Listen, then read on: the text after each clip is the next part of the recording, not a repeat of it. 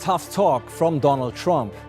After weeks of unrest, the US president vows to crack down on crime and violence. But will his message of law and order get him 4 more years in power?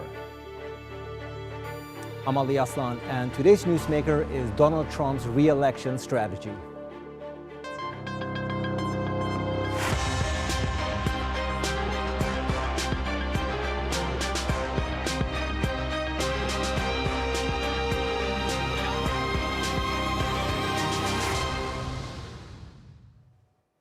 In less than 2 months, America will make a choice: a second term for Donald Trump or sending a former vice president back to the White House. The incumbent's campaign has had a big focus on law and order, which was reiterated in the wake of Black Lives Matter protests in Kenosha, Wisconsin. But is his message connecting with voters? Never one to mince his words, Donald Trump has called some of those involved in demonstrations rioters, agitators, and even domestic terrorists. So, will this kind of rhetoric see him re-elected or bring an end to his presidency? That debate in a moment, but first, Adam Platz reports.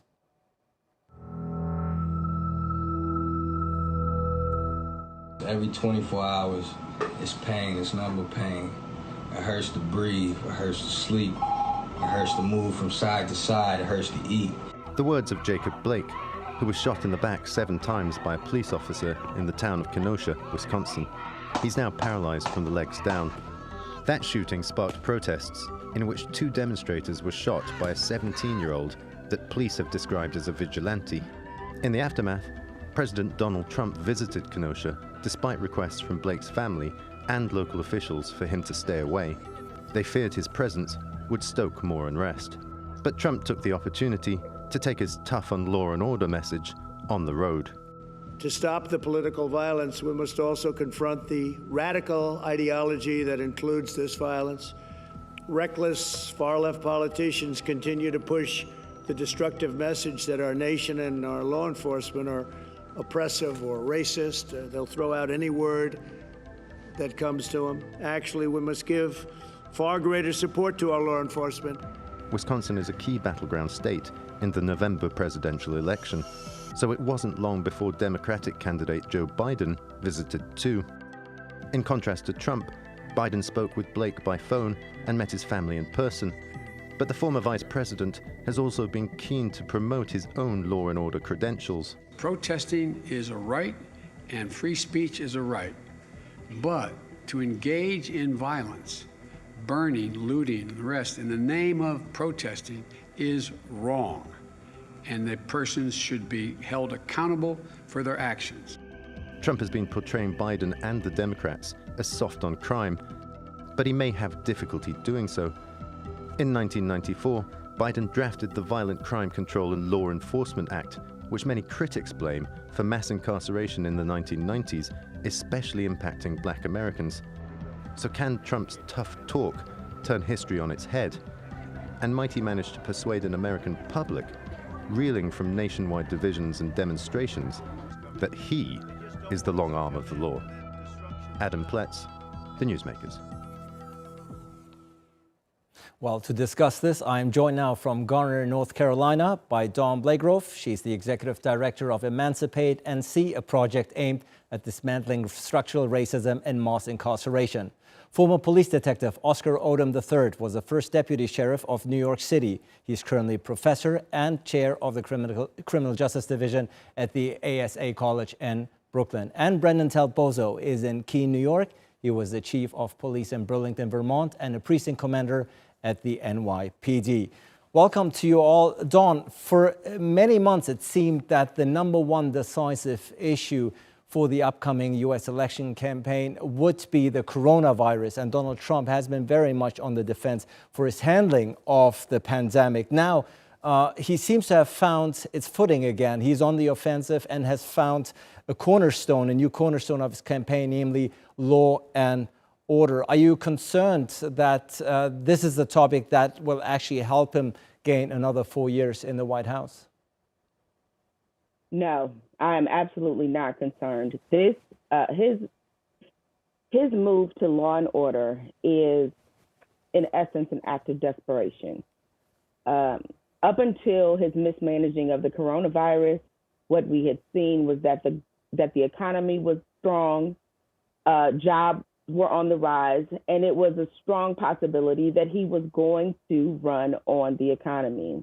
His complete mismanaging of the coronavirus and all of the collateral effects of that mismanagement have left him in a place of utter desperation. What we are seeing right now, this law and order platform that he is presenting, is completely and directly from the playbook of Richard Nixon. We've seen this before. We know what this is, and the American people, while they may have been fooled in 2016, I am hopeful that they are smart enough to see that the real issue here is a lack of leadership. You cannot argue that the country is lawless when the country is under your control and your command. It is his job to maintain civility in the streets of America, and he hasn't done that, and he can't do that. Oscar, Dawn is saying this law and order campaign on the part of Donald Trump is an act of desperation, but the real question here is it working? As I said, for many months, the only focus was on the pandemic and the high unemployment figures in the U.S. Now we see that the tide has turned a bit in his favor. If we're looking at the latest polls number, he has, for instance, narrowed the gap in Texas. Do you think this new strategy of his is working? Yes. You know, the key, as you said before, one of the key things would be voter turnout. However, what happens is we have here perception. And the perception, of course, of law and order for some of the people who may have voted the other way, when you talk to some of them are also saying that they're worried about their businesses that were destroyed during this. They're worried about whether or not there's going to be public safety. They're looking at the numbers across the country that's rising in murders, that's rising in shootings, that's rising in all these different things, that some of them, that they're in fear. So therefore, before they may have went the other way, but now some of them are so nervous that the key is going to be when they go inside that booth, they may say one thing or they may withhold information, but when they go inside that booth, they may vote another way. And that's what's helping him, despite the fact of the COVID-19, the fact of fear and public safety for people doing it. See, his message is different. His message is more so direct that the common person can understand his message.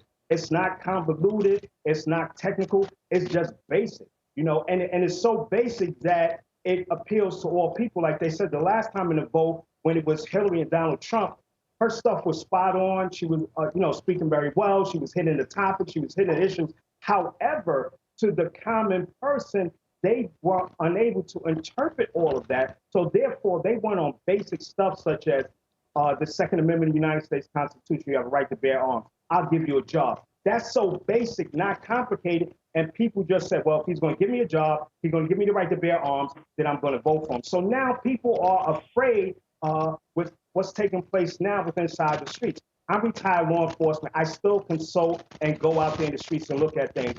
And it's havoc. And somehow or another, this has to be put to some sort of stop, because the United States Constitution does allow you the right to protest. And like Dr. Martin Luther King said, rioting is the language of the unheard. And I agree with all that. But the key is, what are people going to say, or what are they going to do when they go in that booth, when they look at it?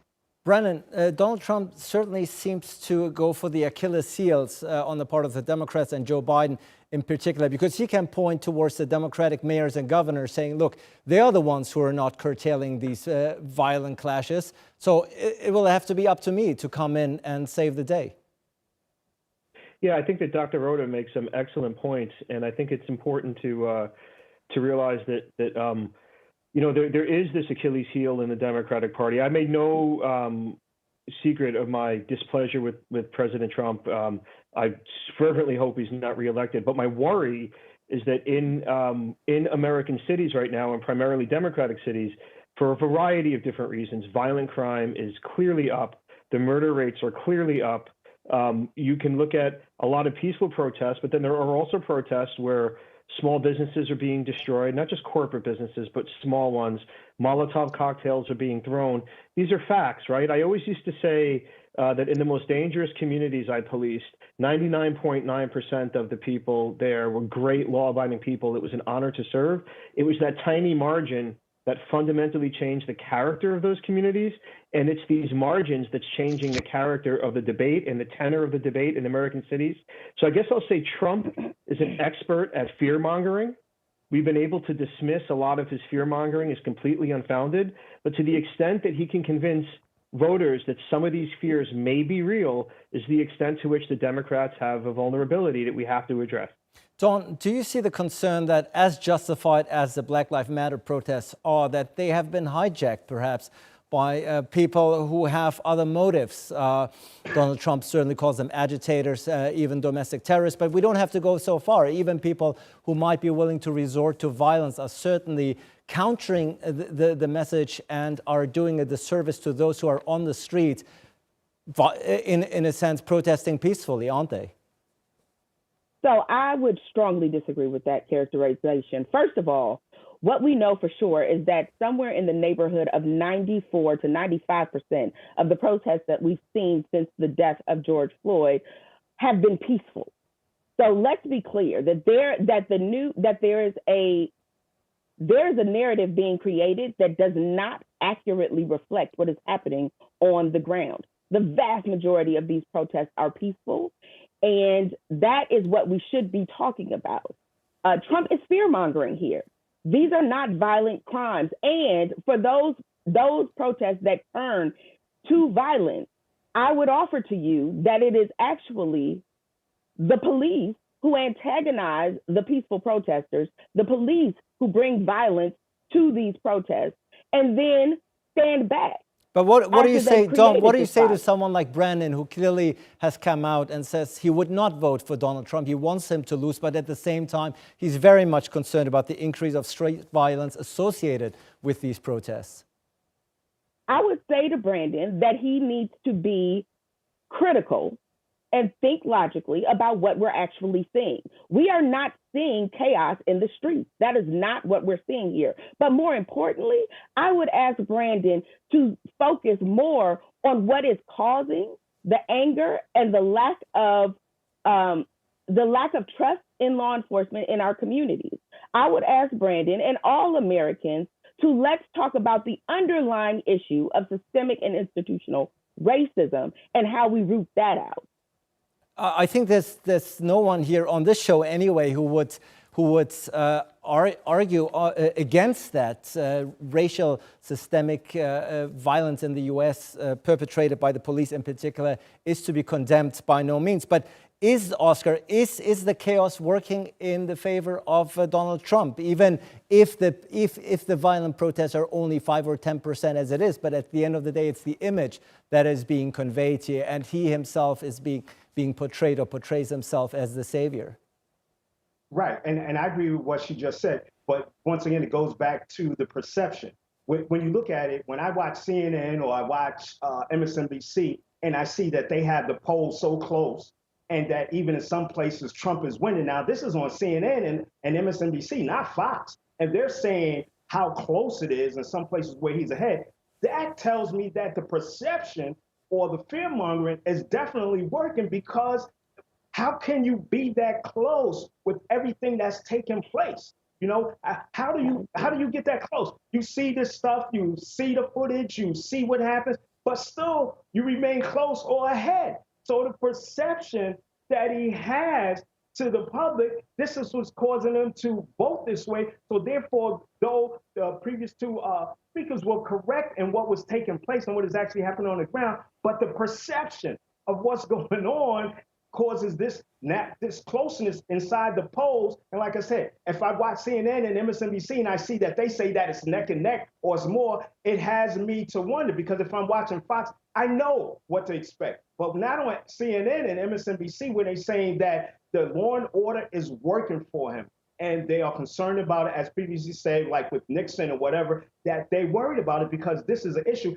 And the thing is, this is that, as we know with numbers, with data could be turned any type of way to help somebody make something feel that something is going on right. Data, it's just numbers, but we know things should be evidence-based and data-driven. However, the part that gets people is that one of the things, one data that doesn't lie, and that's called a dead body. I always say that in criminal justice. If you have a dead body, you have a dead body. Nobody can lie. Nobody can say, no, I'm going to bring them back. So when you have those numbers, you could use those numbers for your perception or your advantage. No matter what happened, the fact that it is a body, you use that to your advantage. So this is what is taking place because, like I said, given everything that's going on, Right. how are the numbers that close or even that he's winning in some of the places?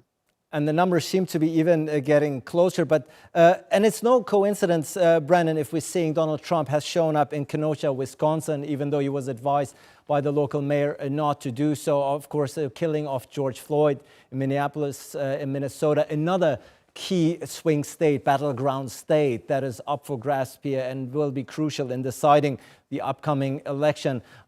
This is not by a coincidence, is it? I mean, Donald Trump is using these protests to his advantage, particularly in the states that are too close to call at this particular point. We're not talking about California or New York. Yeah, and I think it's, he'll seize on images, for example, of a used car dealership getting set on fire, or in Rochester, New York, people at a cheap outdoor dining restaurant had protesters come in and literally flip their tables as they ate. And you could say that's to say, I don't accept you not being aware of what's going on and having dinner while the city is dealing with these issues of justice, which are important. But people, if that's weaponized, so to speak, by Trump, that will have an effect on voters. And I think what's troubling is that the people caught in the middle of this are the same people always at the receiving end of every disadvantage in American society, which are the poor and communities of color. I mean, right now, violence is genuinely skyrocketing in American cities. It's street violence. And then you have these cops, right, who take comfort in Trump's affection. They take comfort in Trump's support. They take comfort in the fact that Trump seems to love cops.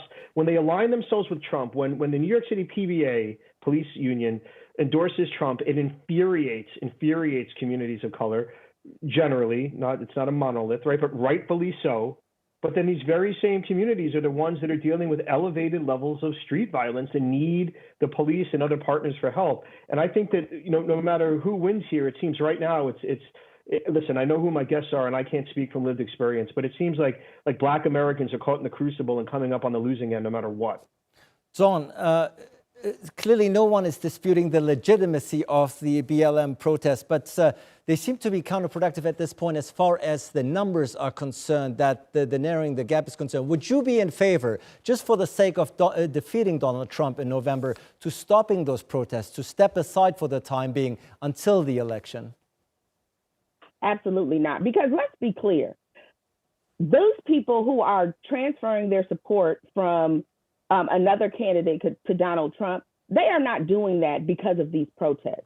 All of this is based in racism and upholding white supremacy. These folks believe that Donald Trump will protect their privilege. That is why they are voting for him. If it were not Black Lives Matter protests, it would be something else. And also, I think we have to be very careful about the narrative that we use around crime and what causes crime. We're in the middle of a pandemic. People are unemployed. Unemployment is people are unemployed or underemployed at a rate higher than we've seen since the Great Depression. There are people all over this country who are afraid that they will be put out of their homes because they can't pay mortgage or rent. Let's be clear, the violence in the street and the uptick in violence is a direct result of Donald Trump's failure to lead this country through a pandemic. The violence, and we don't need police to fix violence. We don't need police to fix social ills. What we need is people to be able to make a living wage. What we need is people that are invested in their communities. What we need is good schools. What we need is healthcare. What we do not need is more law enforcement, more money put into law enforcement so that these people cannot live the American dream. But that is what causes crime. It is the underlying cause is poverty. Absolutely, but as long as the situation goes on like this in cities like Kenosha and Portland, in Minnesota, and so on and so forth, this is what Donald Trump, of course, will feed off until November the 3rd. This is the fuel that will help him gain voters and more support out there. That's why, again, the question, Oscar, would you find it prudent that the organizers of BLM, for the sake of defeating Donald Trump, to reach means to an end, sort of step aside for the time being, saying we do not want to associate it with the violent clashes. We do not want to give Donald Trump the opportunity to exploit the situation for political gain? No, I think they should continue, but I think that at certain points the message should be more directed to those from them, to those who are doing other things that are not according to what Black Lives Matter actually was trying to do. So that somehow or another they should be able to sit down with different groups, different organizers, or set up in a way to talk to people who are doing things that's making it contrary to what they're doing. Like some of the NAACP leaders, and I think it was Portland, was saying how people were hijacking their message. But I think they just need to sit down and speak to the people or the other organizers, or somehow set up a way to let them know that this is not what we're about when it comes to these other things. And we're about making progress. We're about making change. We're about making sure that there's retraining, there's better communication, different things of that nature. Because what happens also when you go further, you have now what happens, which we call depolicing. So what happens is now, because of this, and like in any organization, the majority of police officers are good. There's no doubt about that. Are there some bad ones? No doubt. And the bad ones need to get rid of, like with George Floyd, need to be fired, incarcerated, everything. No doubt about that. But the majority of them are good people. They're good human beings. They're our brothers, fathers, sisters, uncle, aunts, everything like this. They're good. Right. However, the relationship need to be repaired. Certain social ills, as we were speaking about before, mental health, different things like that, economics, those things need to be addressed. And part of this with these issues, I blame on the politicians, because they are in control of these areas. They vote on the police budgets. They give them money. They gave them equipment, but they didn't address the social ills in their areas. So they need to be held accountable for what's going on. It's like they're missing in action. They don't know what happened. If you represent an area and there's 50 murders, how come you don't know? You are the representative of that area. And what have you done to do this? So I say, if you didn't know, where have you been? And now that you know, what are you doing? So you have to do something. Right. So people lay the blame on law enforcement, but remember, law enforcement are public servants. They receive money from the government, from the politicians. They receive their directives from the politicians. The politicians appoint them as commissioners. The politicians tell them what they can do, what they can't do, where they can be, where they can't be, right, what type of equipment you could use. So people leave out that part. They forget that part. You know, that's where the issues and the blame needs to start, with them who appoint them and who give them directives. I'll give you a quick example. Let me bring in Brendan. Let me bring in Brendan just again here, because at the end of the day, Donald Trump at the Republican National Convention said, "I'm the only one that stands between you and chaos, between chaos and America," depicting Biden as the guy who would plunge America into further dismay. What can Joe Biden do at this particular point? He cannot obviously distance himself, nor should he, from the BLM protest, but at the same time cannot appear weak on crime as well. Yeah, the Black Lives Matter protests need to continue. This is long overdue, and it speaks to a fundamental injustice in our country. I think that, however, there's no contradiction between saying that and also saying that setting a federal courthouse on fire is not justice and it's not acceptable, that throwing fire bombs in crowds is not acceptable, and that we can't fall victim to far-right militants' efforts to incite violence at protests either. I mean, so many Americans, I believe, are looking for every reason to support the Black Lives Matter movement. They want to throw their weight and their passions behind it, but they worry that the things they see that are euphemistically dismissed as setting it. I live next door in Burlington, Vermont, and I'm in Keene, New York now, to a federal judge, one of the most liberal, thoughtful, reform-minded people I've ever had the privilege of living next door to. He can't get his head around the fact that they're trying to set the Ninth Circuit courthouse on fire. To the extent that we let things like that go unaddressed is the extent that Trump has a weakness that he can exploit in the Democratic strategy. Yeah, indeed. And with just a couple of months to go until the election, Dawn, we have a minute left until we wrap up. How do you think this is going to turn out between now and November 3rd? Well, However it turns out, what I hope we end up with is a president who is thoughtful, who is intentional about serving all of the people of America. That's where I hope we end up. But I don't think these protests need to stop, and I think we need to address the real issue, the real elephant in the room, which is the systemic racism, which is over-policing, which is incredibly oversized police budget that, again, speaks to the politicians and holding everyone accountable to address the real elephant in the room, which is poverty and inequity. Well, there's certainly no doubt that Donald Trump will make law and order the main cornerstone of his campaign between now and November. Dawn Blagrove, Oscar Odom, and Brendan Del Pozo, thank you so much for your insights, your inputs, and thank you so much for joining us. And thank you out there, of course, for watching. We'll see you again for a new edition of Newsmakers.